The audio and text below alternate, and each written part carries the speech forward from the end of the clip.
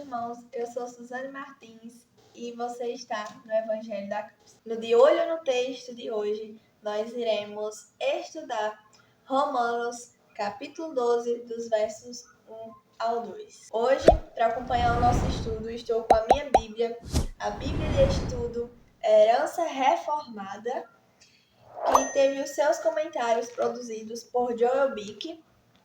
Ela contém vários estudos ao final da Bíblia, credos e confissões, comentários riquíssimos e também um guia para pensamentos para devoção pessoal e em família. Fica aí a dica de Bíblia para você. Então, vamos lá.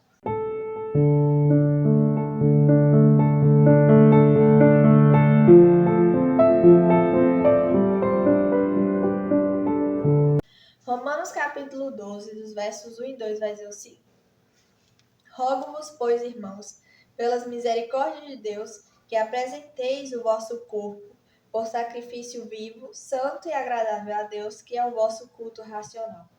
E não vos conformeis com este século, mas transformai-vos pela renovação da vossa mente, para que experimenteis qual seja a boa, agradável e perfeita vontade de Deus.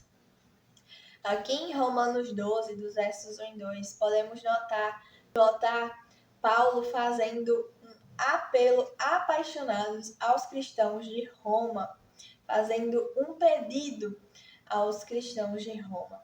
Dos capítulos 1 ao 11, Paulo vai fazer uma exposição detalhada sobre as doutrinas, sobre a condenação e a graça redentora. Ele vai falar sobre a quebra de tradições e união entre os gentios e judeus em Cristo, na busca de uma vida santificada. Aqui no capítulo 12, dos versos 1 e 2, o apelo que Paulo faz é fervoroso e ele vai arremeter aos ensinamentos que ele já havia dado, que a gente encontra lá nos capítulos de 1 a 11, para que os crentes atentem àquilo que ele já havia ensinado a respeito da eleição e da redenção em Cristo. Uma vez que você entende as misericórdias de Deus, a eleição soberana, a substituição por meio de Cristo, a justificação mediante a fé, a graça e o Espírito Santo, ele nos pede para oferecer o nosso corpo como sacrifício vivo. E se nós conhecermos todas essas coisas e não fizer nada disso, o que é que acontece? A gente vai ver a resposta lá em Romanos, capítulo 1, dos versos 26 ao 32. Seremos entregues às nossas próprias paixões, às paixões infames. Esse sacrifício vivo que Paulo vai apresentar já não é uma mera tradição. O sacrifício não é mais algo legalista e religioso, mas cumprimos, pois entendemos aquilo que nós recebemos. Esse sacrifício que Paulo vai fazer menção é o sacrifício do corpo, do coração e dos pensamentos e das atitudes. No versículo 2, Paulo vai nos admoestar a não se conformar, não seguir os padrões do mundo. E ele mostra lá no capítulo 1, dos versos 26 ao 32. No versículo 2, Paulo vai nos advertir a não se conformar, a não seguir os padrões do mundo. E que padrões são esses? Ele vai nos mostrar lá no capítulo 1, dos versos 26 ao 32. Mas que nós devemos transformar nossa mente e o nosso coração segundo as misericórdias do Senhor. Renovar a mente aqui, que Paulo vai falar, pela renovação da vossa mente. Esse renovar a mente é ver e entender o mundo através das misericórdias de Deus e não mais através dos olhos do mundo. É diariamente alinhar os pensamentos aos pensamentos de Cristo, à palavra do Senhor, às Escrituras. E então, quando fazemos isso, aí sim haverá transformação em uma mente renovada. Não é se convencer pela não vontade, pois assim continuaríamos com o mesmo pensamento de antes. Tem que ser persuadido. Pensar como cristão, do contrário, não vale de nada. Pois você pode dizer que é crente e continuar vivendo como um pagão. O que vale aqui não é a nossa vontade, não é escolhermos obedecer ou não, como se fosse uma democracia.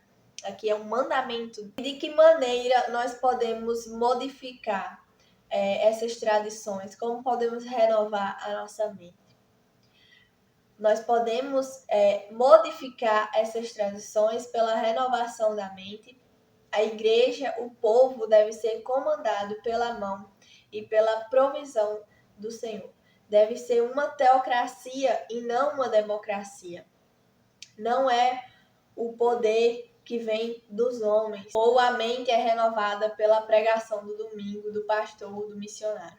É uma cabeça comandada pela cabeça de Cristo e não os pés comandados. Na democracia nós podemos ver que a cabeça obedece os pés, mas nós devemos nos lembrar de que não, que os pés devem obedecer os comandos da cabeça que é Cristo. E que possamos nos lembrar da escolha de Israel em 1 Samuel, sobre a escolha de Saul quando o povo quis agir por si só. Jonas Madureira vai dizer o seguinte: na carta aos Romanos, o apóstolo Paulo dá uma boa notícia. Cristo é o Rei do Universo. Não, meus amigos, os cosmos não é uma democracia. O cosmos é uma monarquia. O cosmos só tem um rei. Descansa em seus súditos, a palavra final é sempre dele. E o que isso significa? É mais do que um culto. E o que isso significa apresentar o nosso corpo como sacrifício vivo, como um culto racional? É mais do que um culto de domingo. É dedicação todos os dias. É fazer discípulos. É servir a esse Deus e viver em uma relação de senhor e servo. Como diz Meredith Kline em um tratado de suzerania e vassalagem. O que é suzerania e vassalagem? Os suzeranos, eles davam a terra e os vassalos recebiam a terra. Os suzeranos eram o dono da terra e os vassalos apenas administravam essas terras. A gente pode ver isso estudando história ali na Alta Idade Média. E como podemos aplicar essa ideia de suzerano e vassalagem à nossa relação com o Senhor? Deus é aquele que tem o domínio.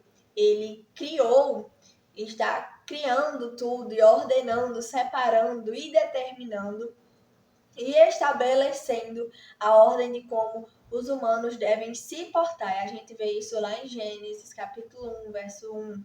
Dos versos 26 ao 28, o homem deve cuidar da terra, de seu Senhor, da terra do seu Senhor, de Deus. E olhando dessa forma, nós devemos buscar andar nesse caminho de um sacrifício vivo e de renovação da mente constantemente.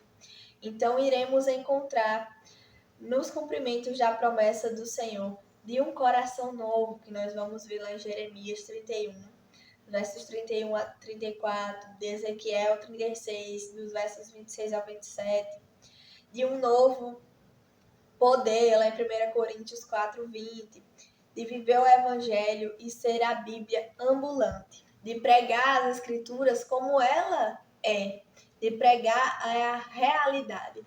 E para finalizar, vou deixar vocês com uma citação de Juan Carlos Ortiz, que vai dizer o seguinte: se seguirmos os ensinos da Bíblia, chegaremos à realidade. E aí teremos uma mente renovada. Que Deus te abençoe, que você possa meditar nesse texto, possa colocar em prática e buscar apresentar o corpo como sacrifício vivo, santo e agradável a Deus, e oferecer um culto racional ao Senhor, de não se amoldar, não se conformar a este século, a este mundo, ao sistema de pensamento que guia o mundo, mas que possa renovar a sua mente na palavra do Senhor. Que Deus te abençoe. E se você gostou desse vídeo, não se esqueça de se inscrever no canal, ativar o sininho de notificações, deixar o seu like, comentar, compartilhar com mais pessoas. Que Deus te abençoe e até a próxima.